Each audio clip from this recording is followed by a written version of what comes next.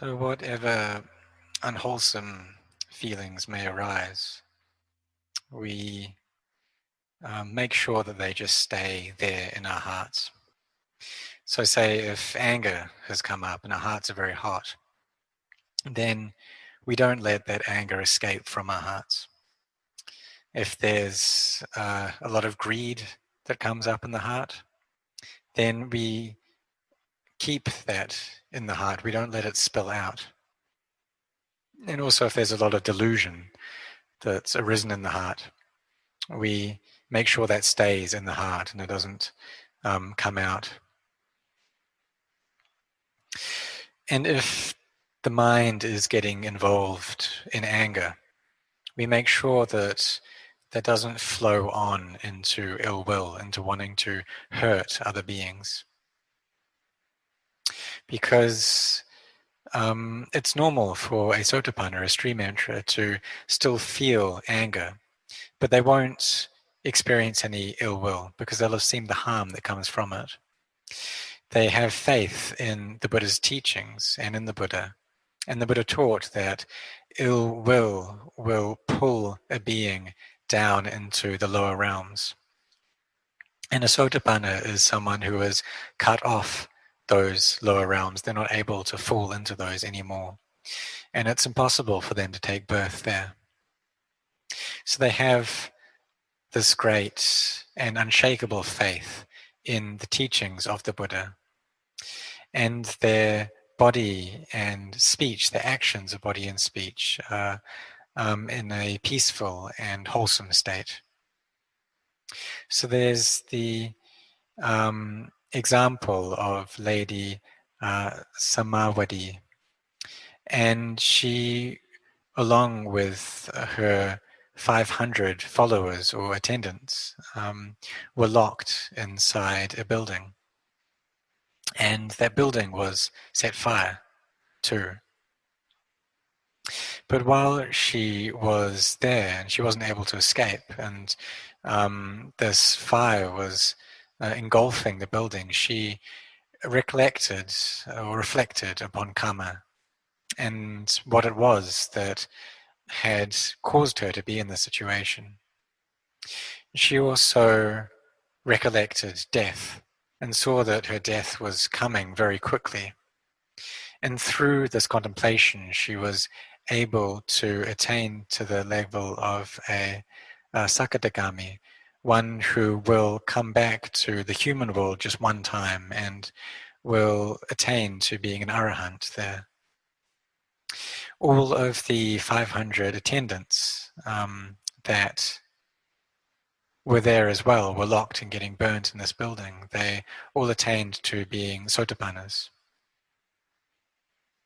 So there wasn't any thoughts of anger or vengeance, ill will towards the person who had caused them all of this suffering, who had set fire to this building and locked them in there. And so for all of us, we should use this as an example as well, and that we should have sincerity in our practice and really be devoted towards it. Because having been born into this world, we have to experience many things. When we gain something, we also have to meet with loss. These two come together. When there's praise, we'll also meet with criticism. When there's status or fame, we'll also have to meet with disrepute. And when there's happiness, we'll also have to experience pain as well. So having come into this world, all of us will experience all of these 8 worldly dhammas. There's something that we have to meet with. So therefore we should reflect often in a way that stops us from being heedless. Whether there are things that we like or things that we dislike, we shouldn't allow our minds to get lost in that. And if something happens externally, say some of our physical possessions or something in the world gets destroyed or gets spoilt, we shouldn't allow our hearts to be spoiled as well. Or just let the external things, we'll let that happen to the external things, but not allow our minds to be upset by that. So the Buddha taught that we should know and understand things in line with their truth. That having been born, we will have to meet with old age, sickness, and death. And the things that this life depends upon are just temporary things. So like these four elements that have come together, they've just collected together in a temporary manner. And all of the wealth that we have, that is also temporary. These bodies, they are a temporary thing as well. And they'll have to meet with death and decay. And we can't find, when they do break apart, we won't be able to find any self in them either. So therefore, what we should do is to try to seek out the Dhamma, to seek out the truth, in order for this to become a foundation and a refuge for our hearts.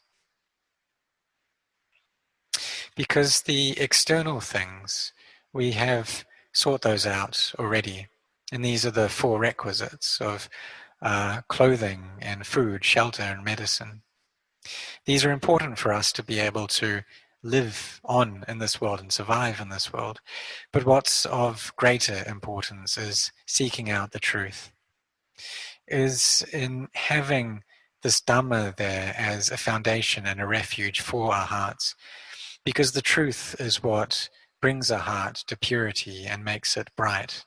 This brightness that comes through gaining an understanding that is in line with reality.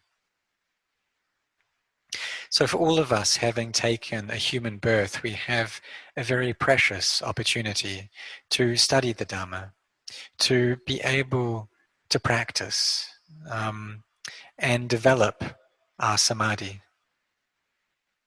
And why is it that this is such a precious opportunity? Well, if we were born as an animal, for instance, it'd be very difficult for us to try to find the opportunity to build up wisdom to any significant degree. And there's no way that we'd be able to understand the Dhamma.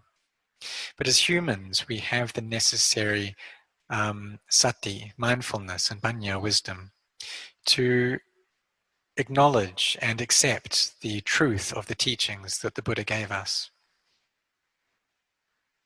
So we shouldn't waste this opportunity through heedlessness, but rather we try to use it as best we can in order to be able to attain to the Dhamma that the Buddha taught us. So having gained this very good chance, we do our best with it.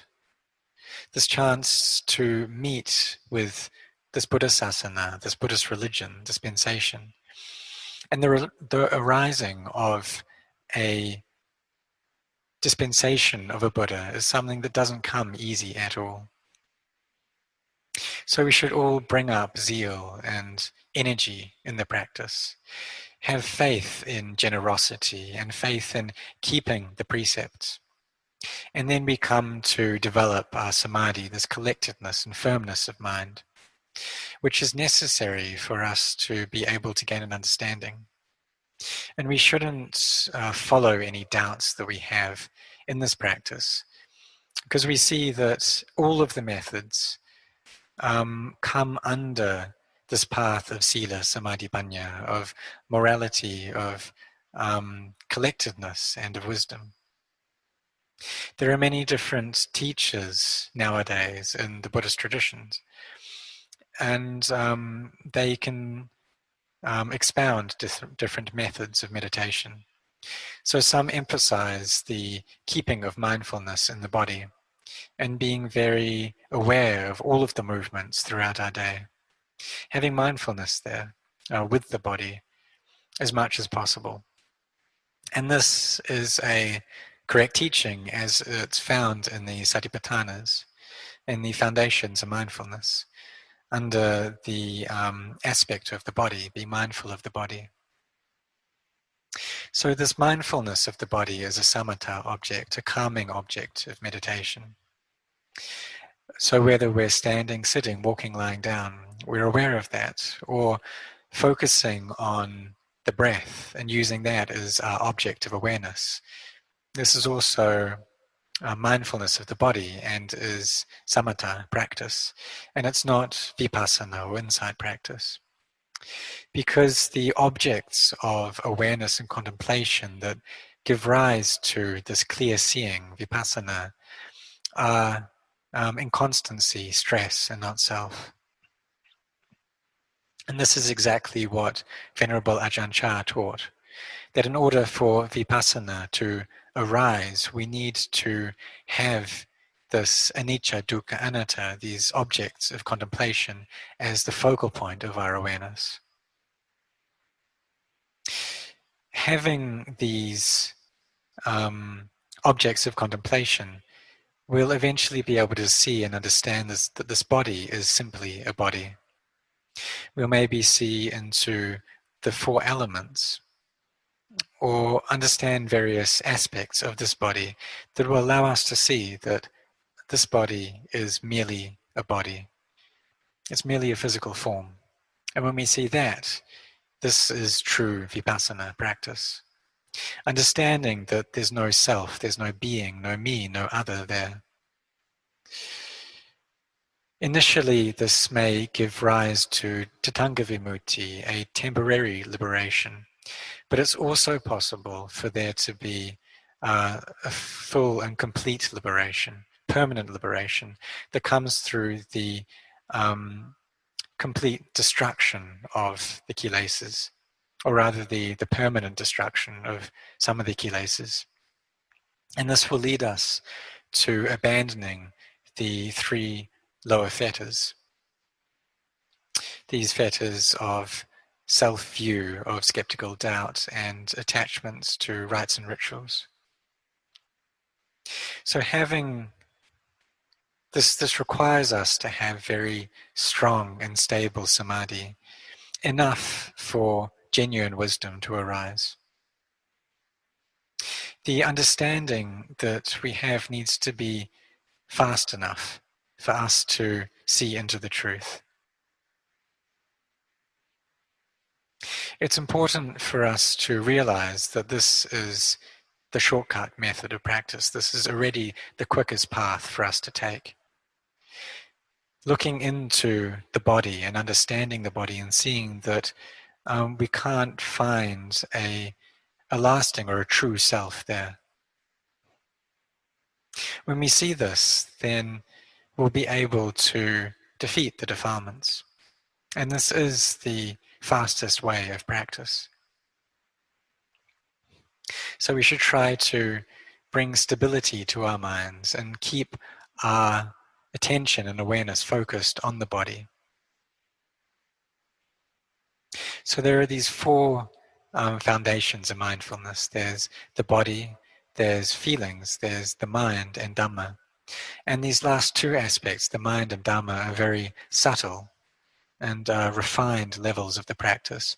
And in order to be able to engage in that, our mindfulness and samadhi needs to be very strong. And panya needs to be developed already to quite a high degree. And these contemplating into the mind and into Dhamma is what the Zen tradition emphasizes. And it's possible to attain to arahantship through doing that. But these two aspects of being mindful of the mind and of Dhamma, this comes right towards the end of the path. But if our samadhi isn't so full, then it will be difficult for us to engage in that practice. We need to have very strong samadhi. The mind needs to be very firm and collected in order to be able to destroy the kilesas permanently. Like Venerable Subhata, who contemplated into the sky when he was looking at the moon. He saw that there was the bright full moon, and then there was these clouds that covered over the moon and dulled its brightness. And then he took this reflection back into his self and saw that the mental impressions, the aramanas, they cover over the heart as well. They cover the mind and make it dull. They cause it to lose its brightness, just like the moon that has clouds obscuring it. And this was all that was required in order for him to be able to gain the knowledge that allowed him to attain to arahantship. He saw that these aramanas, these mental objects, are merely mental objects, and he lost all attachment towards them. He could contemplate and see the truth of them, to see the Dhamma there. But this level of practice requires a very strong, firm, collected mind. So the Buddha taught us to practice right from the very early stages. So at the beginning of the practice, there's the dana, this generosity.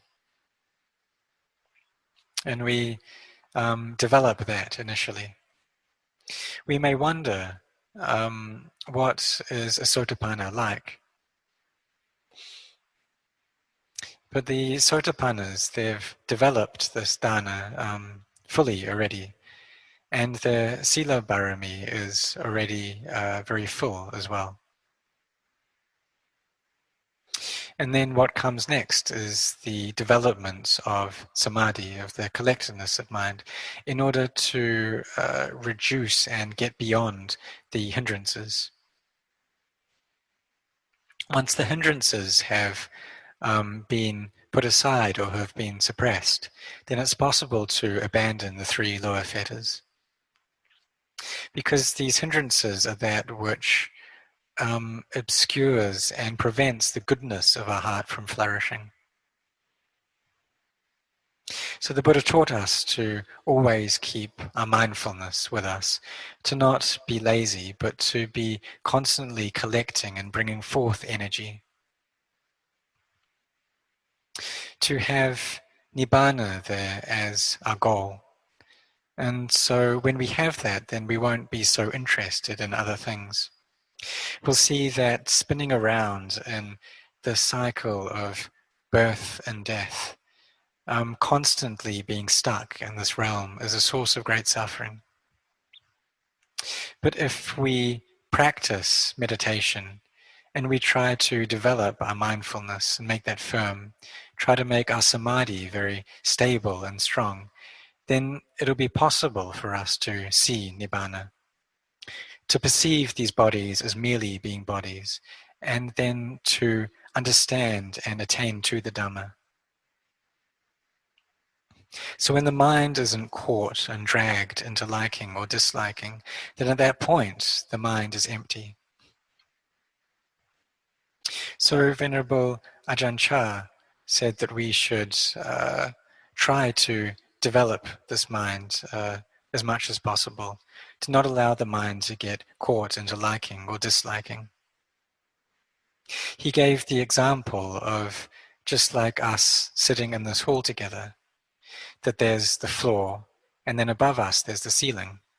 And we usually focus on these 2 points. But in between this is space, is this empty space. But we don't see that space.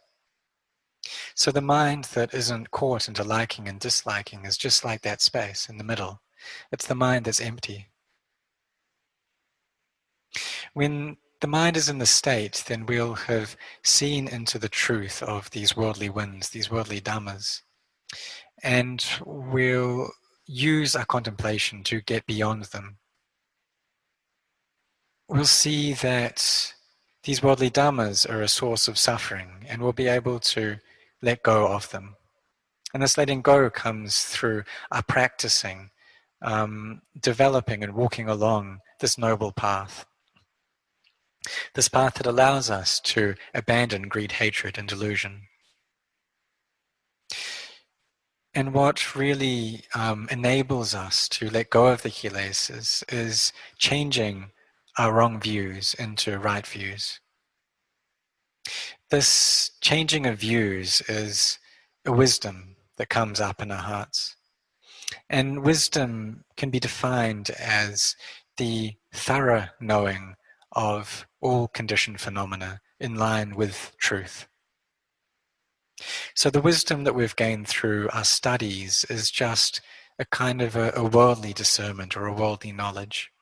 And it's something that is useful in terms of gaining wealth and taking care of ourselves and our families, but it's not able to relieve the suffering in our hearts. It's still possible to have great suffering.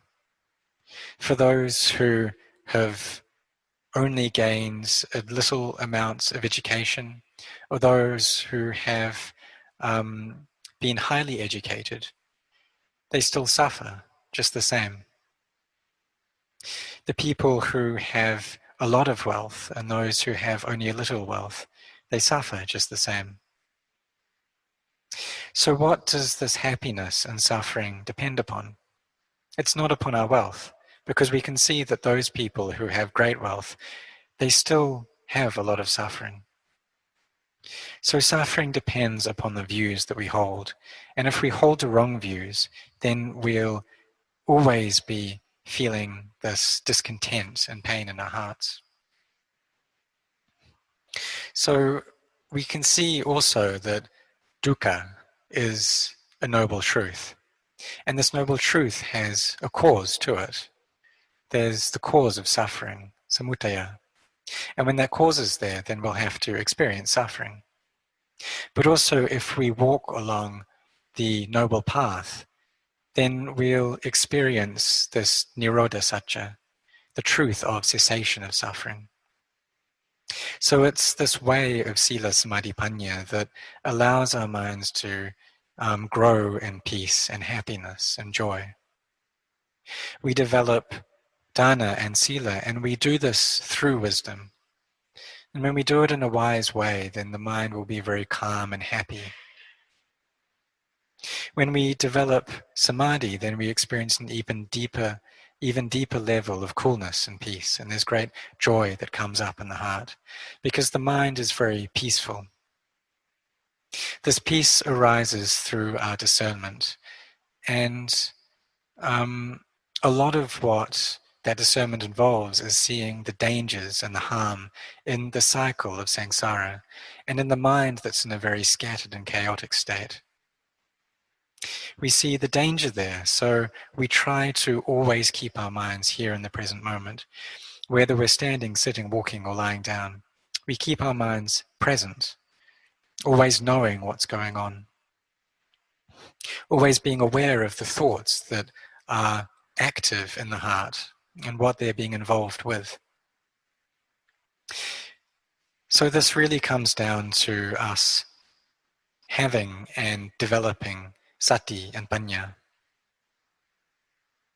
of knowing and understanding the truth of conditioned phenomena of sankharas.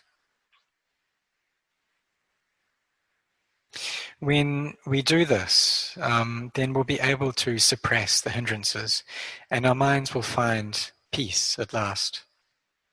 And we'll be able to see into the truth, see that all things that arise are of the nature to cease. And this is what the Buddha taught on Asalaha Puja, which is coming up very soon. And this teaching that everything that arises of the nature to cease is what allowed Venerable Anya Kondanya to gain the eye of Dhamma, to gain the wisdom to see into the Dhamma. Because he had a lot of paramitas, of the spiritual perfections. And all it took was just one teaching from the Buddha.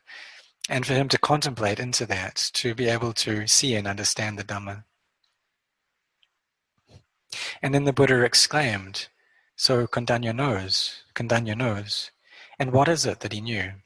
He knew nama and rupa, the physicality and mentality.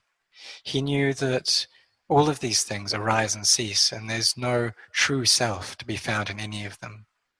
He was then able to abandon all clinging that he had and see and understand the Buddha, then becoming a true and noble disciple of the Buddha. When the Buddha first came to them in order to teach them, initially they didn't want to listen to his teaching. They thought that they would just get up and leave. And they had the impression that he had given up his efforts and resorted to a life of luxury. But the Buddha told them when he came that he had attained to the truth and that his heart was free of defilements. And he asked them whether they had ever heard him say this before. And none of them, even though they had stayed very close to the Buddha for many years before he attained awakening, had heard these words come out of his mouth. So they thought that they would give him the benefit of the doubt and listen first and see whether anything he said had benefit. And if there wasn't any benefit or value to it, then they would get up and leave. So the Buddha taught that everything that is of the nature to rise is of the nature to cease. And what we mean by anything is any form of physicality or mentality. Anything in the universe or in the solar system, any object there is what we call anything. And so any of this, we can see that all of it, every single thing arises and then at some point ceases. Venerable Anya Kondanya saw this, and this is what caused the attainment of Dhamma in his heart. And he then took ordination under the Buddha.